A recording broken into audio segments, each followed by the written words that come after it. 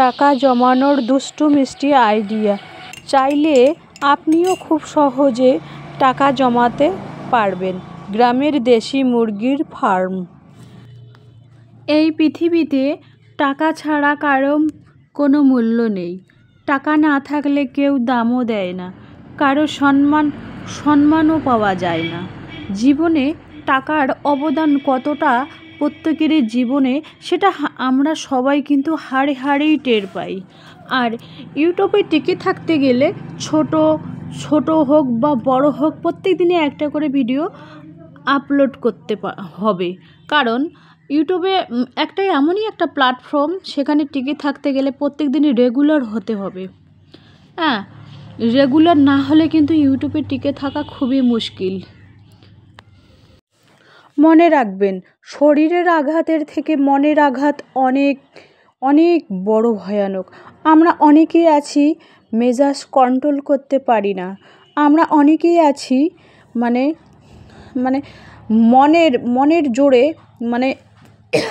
কাউকে আঘাত দিয়ে কথা বলি। আমরা অনেকেই আছি কাছের মানুষকে কেউ কষ্ট দেয়। আমরা অনেকেই কাছের মানুষকে কষ্ট দিয়ে থাকি, সেটা কথার মাধ্যমে হোক বা অন্য কোনো মাধ্যমে হোক, কিন্তু দীর্ঘশ্বাস ফেলবে, যেটা কিন্তু অভিশাপের থেকেও কম না। দেখুন, যার মনে তুমি আঘাত দেবে, সে কিন্তু খুব বড় একটা নিঃশ্বাস ফেলবে।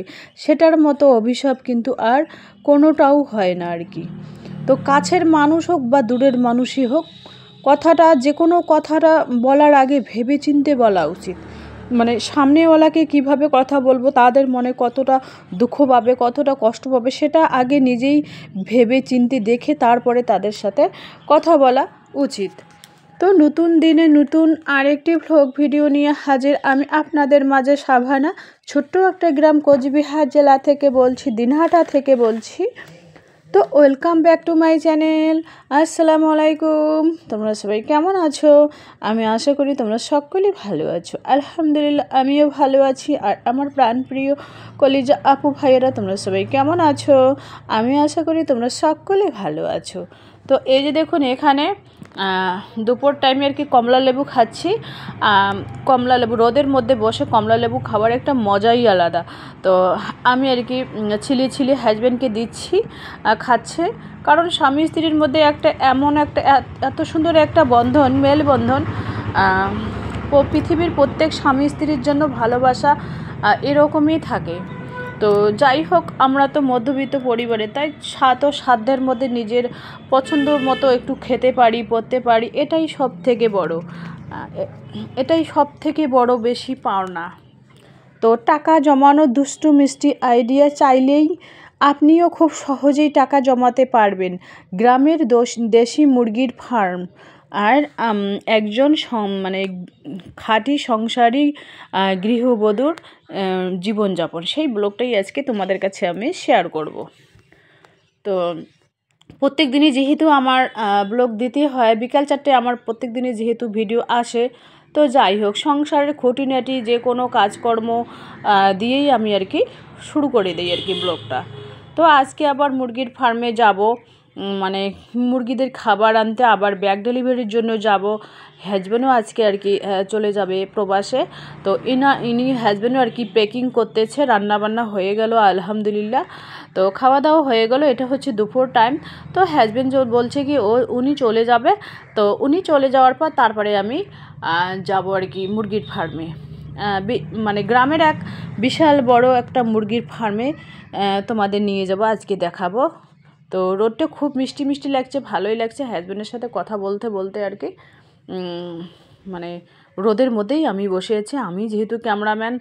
তো চলো, ব্লগটা দেখতেই থাকো ফার্স্টে থেকে লাস্ট অবধি, আশা করি খুবই ভালোই লাগবে। আর আমি কিন্তু চেষ্টা করি যে প্রত্যেক দিনে তোমাদের একটা করে ভিডিও আপলোড দেওয়ার। কারণ ইউটিউবে টিকে থাকতে গেলে কন্টিনিউ ভিডিও ছাড়তে হবে, রেগুলার হতে হবে। নিজেকে সংসারের কাজের মধ্যে ইউটিউব প্ল্যাটফর্মে টিকে থাকা একটা বিশাল বড় পাওনা, বিশাল বড় একটা চাওয়া পাওয়া। তো সেটাকেই ধরে রাখতে হবে আর কি। এই যে দেখুন এই হাজব্যান্ডের যে জুতোগুলো দেখতে পাচ্ছেন, এইগুলো জুতো 8-10 বছর তো হয়েই গেল। আর এই জুতোগুলো কিন্তু বছরে বছরে আমার হাজব্যান্ডের হারিয়ে যায়, তো আবার পাওয়াও যায়। এই জুতোগুলো হারিয়ে যায় আবার রুমের মধ্যেই থাকে। তো চিল্লা হাল্লা করছিল হাজব্যান্ড যে আমার জুতো, আমাকে বলছিল তো তুমি মনে হয় ফেলাই দিছো। তা আমি বলি কি, আমি প্রত্যেক বছরে তোমার এই জুতোগুলো হারাই, প্রত্যেক বছরেই আমি ফেলি। তুমি একটু মাথা ঠান্ডা করে দেখো, ওই রুমের ভেতরেই আর কি জুতো আছে। তো তা বলে মেজাজ একটু দেখাচ্ছিল, তারপরে আমি একটু কন্ট্রোল করে নিলাম। তারপরে বললাম যে ছেলে আসুক, ছেলে মনে হয় তোমার জুতো নিয়েছে। তারপরে যে ছেলে জুতো দিল, তারপরে হাজব্যান্ড হাসছিল। যে আমি বললাম তুমি যে মেজাজ দেখাচ্ছিলা, তো জুতো এখন পেয়ে গেছো, তখন হাসছিল খুব।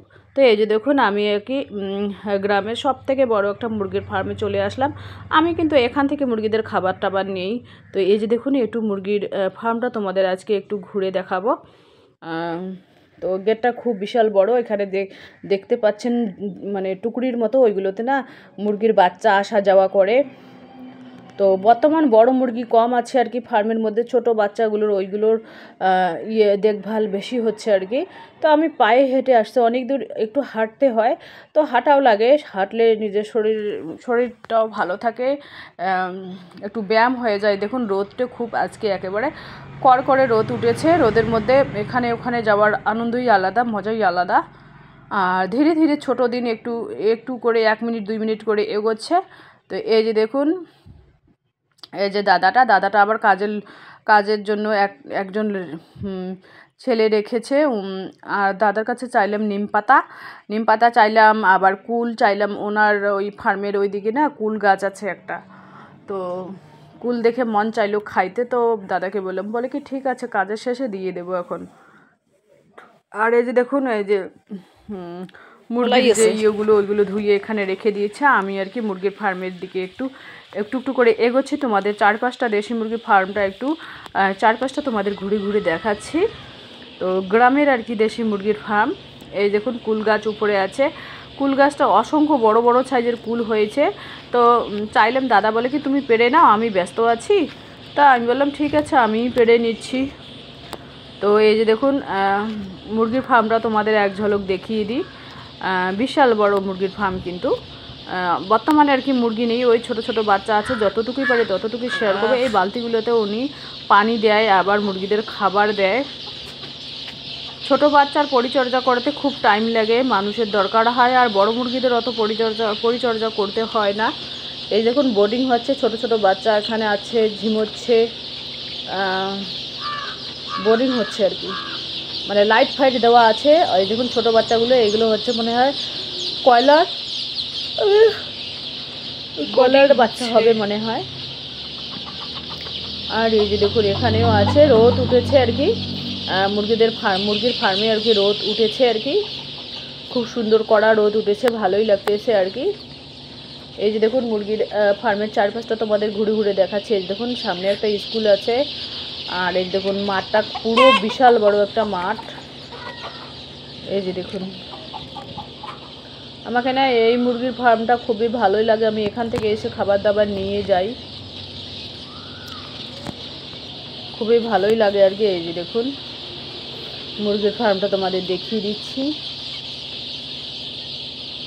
এই যে দেখুন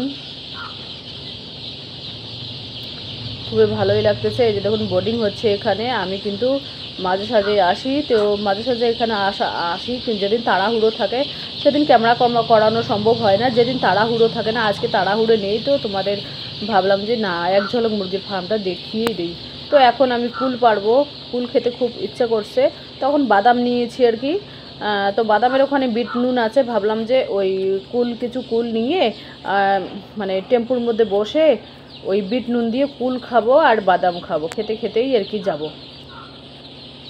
তো সেই জন্য আর কি ভাবলাম যে না কিছু কুল পেড়ে নিই, খেতেই যাব।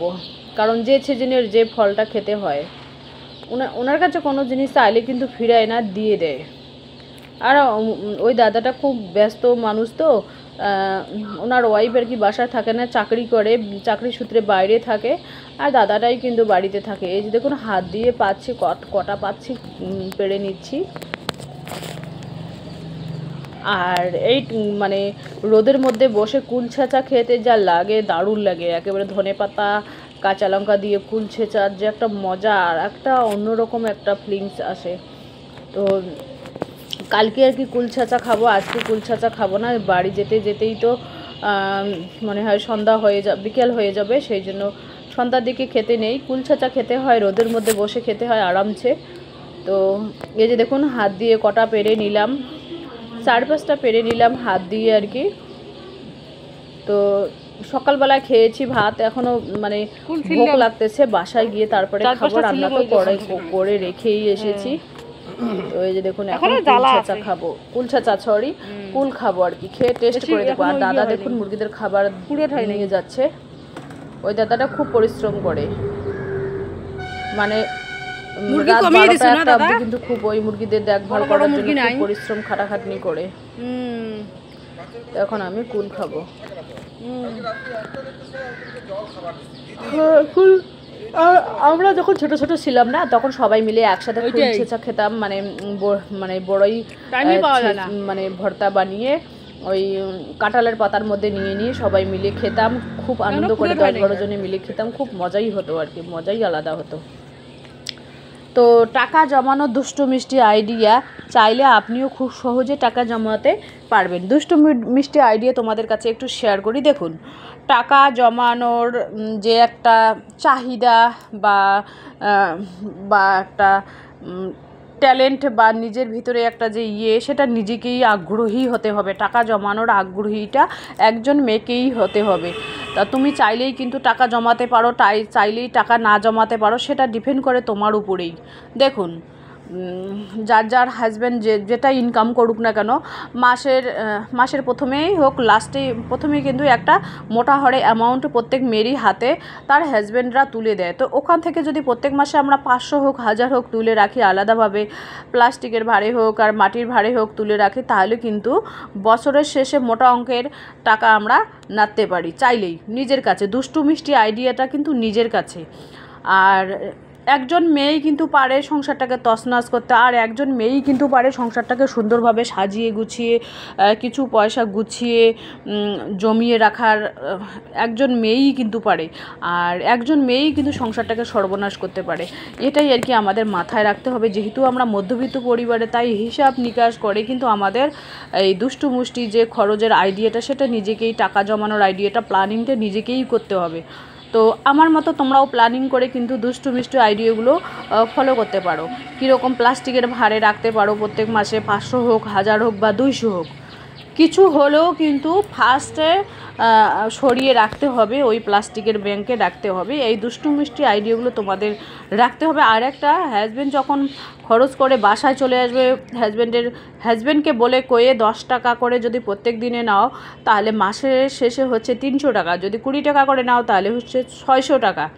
তো কেন দেবে না? তোমার যদি মন মানসিকতাটা ঠিক থাকে টাকা জমানোর, তো 10 টাকা কেন 20 টাকাও করেও দিতে পারে হাজব্যান্ড। কিন্তু তোমাকে নিজেকে তৈরি করে নিতে হবে, নিজের যে একটা মেমোরি, মাতার যে একটা মেমোরি, সেই মেমোরিটাকে নিজেকে সেট আপ করতে হবে। টাকা জমানোর যে একটা দুষ্টু মিষ্টি আইডিয়া, সেটা নিজেকেই সেট আপ করতে হবে।